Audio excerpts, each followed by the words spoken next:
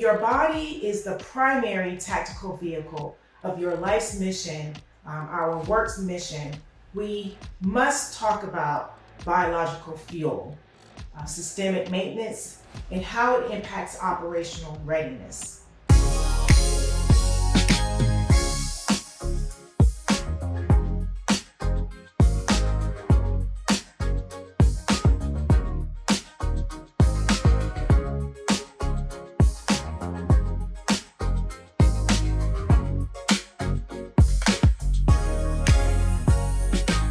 Hi, and welcome back to the Fit for Life podcast. I'm your host, Tiquita Stewart, and last week in our introductory briefing, we did an overview of the wellness well, or our wheel of health. And we established that deficiency in any spoke of your wellness wheel significantly degrades your entire operating capacity. And today, we are analyzing the most visible yet most misunderstood spoke, physical wellness. When you think of corporate health, corporate wellness, many times physical wellness is reduced to weight loss challenges or step challenges. And it's not as if there are no benefits to these type of employee engagements, but there's still a massive intelligence gap. So if your body is the primary tactical vehicle of your life's mission, our work's mission, we must talk about biological fuel, systemic maintenance, and how it impacts operational readiness.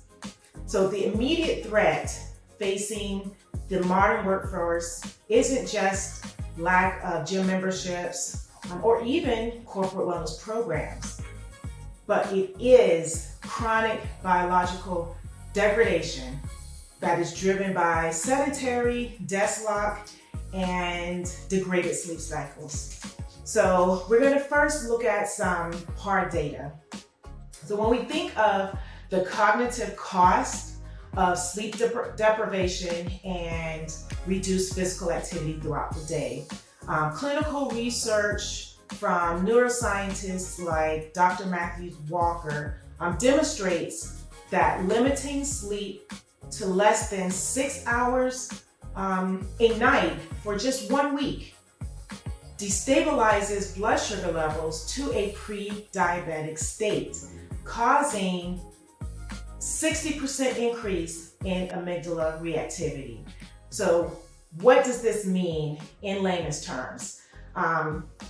When you or your team are sleep deprived, and yes, this is individual, the prefrontal cortex, or the command center for decision-making, emotional regulation, and strategic risk assessment goes offline. Meaning, as the term or the saying goes, they're just not thinking clearly, okay? So when we look at the workforce, there's not necessarily a lack of talent, but their decision makings and the difference in ability, decision-making capacity is truly about brain biological degradation. And this is furthermore impacted and compounded by our sedentary lifestyles. And so a research in The Lancet indicates that sitting at a desk for up to 6 to 8 hours a day increases mortality rates similar to those of smokers and obesity. And if you're thinking, well, then people need to just work out more, that's not the case. So Dr. James Levine's research at the Mayo Clinic on NEAT, or non-exercise activity thermogenesis, proves that low intensity, continuous movement throughout the day is actually the primary driver of metabolic health and cellular longevity. And so what does this mean? How do we deploy this information to protect our most valuable asset, our health? Well, for the individual, this could look like deploying or implementing what's considered a digital sunset. And so how you protect your REM sleep and is to limit any blue light exposure closer to your bedtime. So peer-reviewed studies show that blue light exposure suppresses melatonin production for up to 2 hours. So ensuring that you turn off all operational screens and or turning on blue light blockers or wearing blue light blockers at least 45 minutes before bed significantly increases your ability to enter into and sustain REM sleep. For the organization, what this could look like is instead of your standard 35, 45 to an hour minute sit-down meetings, instead schedule regular walking briefings for any non-screen tasks that you're able to come together on. You know, the science is clear. Walking increases creative output by another staggering 60% compared to sitting.